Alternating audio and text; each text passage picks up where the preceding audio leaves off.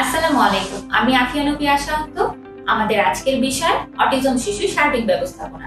আজকে আমাদের সাথে আছে মোহাম্মদ আরিফুর রহমান রিপন, অটিজম গবেষক ও পরামর্শক। চলে যাচ্ছি স্যারের কাছে। স্যার আসসালামু আলাইকুম। জি ওয়ালাইকুম আসসালাম। কেমন আছেন স্যার? জি হ্যাঁ, ভালো আছি। স্যার আপনার কাছে একটু জানতে চাই অটিজম শিশু সার্বিক ব্যবস্থাপনা বিষয়ে।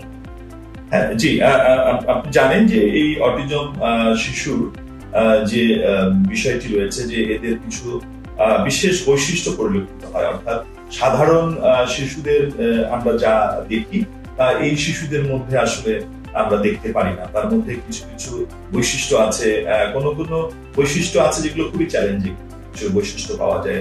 সেরকম হচ্ছে ধরেন যে সে হঠাৎ করে সে অ্যাগ্রেসিভ অ্যাটিটিউড করতে পারে, আবার সে দেখা যাচ্ছে যে কোনো কোথাও আপনি তাকে নিয়ে গিয়েছেন, সেখানে কোনো কিছু দেখে সে চিৎকার চেঁচামেচি করছে।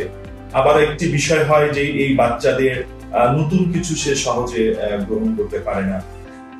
অনেক সময় সে মারামারি করে ফেলে বা বক্সিং দিয়ে ফেলে বা স্পিটিং করে, থুতু দিয়ে। এগুলো হচ্ছে চ্যালেঞ্জিং বিহেভিয়ার। তো এই চ্যালেঞ্জিং বিহেভিয়ারের পাশাপাশি আপনি যদি এই বাচ্চাদেরকে যদি স্বাভাবিক জীবন যাপনের যদি আপনি লিড করাতে চান, যে না আমার বাচ্চাটি অন্যান্য যে শিশুর মতো আছে সেরকম সে আচরণটি করবে, তাহলে আপনাকে একটি ব্যবস্থাপনা তাকে করতে হবে। সেই ব্যবস্থাপনাটা কি?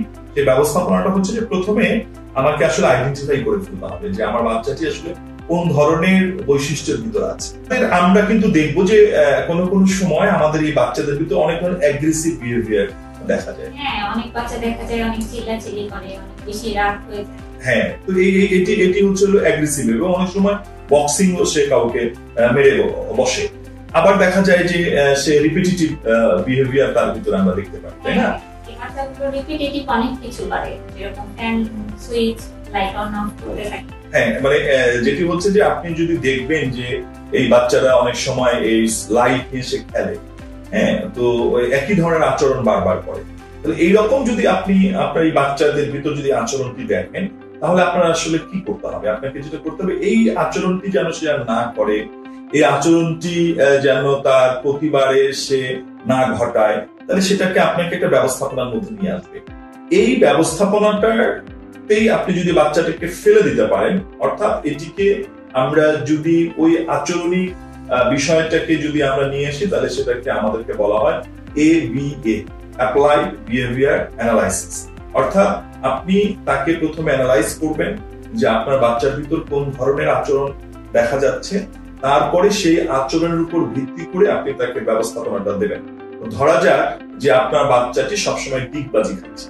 তো এই যে ডিগবাজি যে দেওয়া, তাহলে আপনি কি করতে পারেন, এই বাচ্চাটিকে আপনি এমন একটি প্র্যাকটিস বা এক্সারসাইজের ভিতর আপনি বাচ্চাটিকে নিয়ে যেতে পারেন। তখন দেখা যাবে বাচ্চাটি ওই ডিগবাজির পরিবর্তে সে তার ওই এক্সারসাইজটি করছে বা সে ওই খেলাটা খেলছে।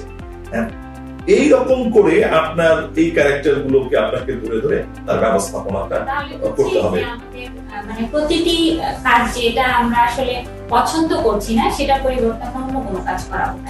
হ্যাঁ, ঠিক অন্য কাজ না, তাকে অভ্যস্ত করা যে, এবং তাকে শেখানো যে না এই কাজটি না, তুমি এখন এই কাজটি করবে। সেই জায়গাগুলো যদি আপনি ম্যানেজ করতে পারেন, তখনই এই বাচ্চাটি স্বাভাবিক শিশুর মধ্যে আচরণ করবে। ধন্যবাদ স্যার আমাদেরকে এত সুন্দর একটি পরামর্শ দেওয়ার।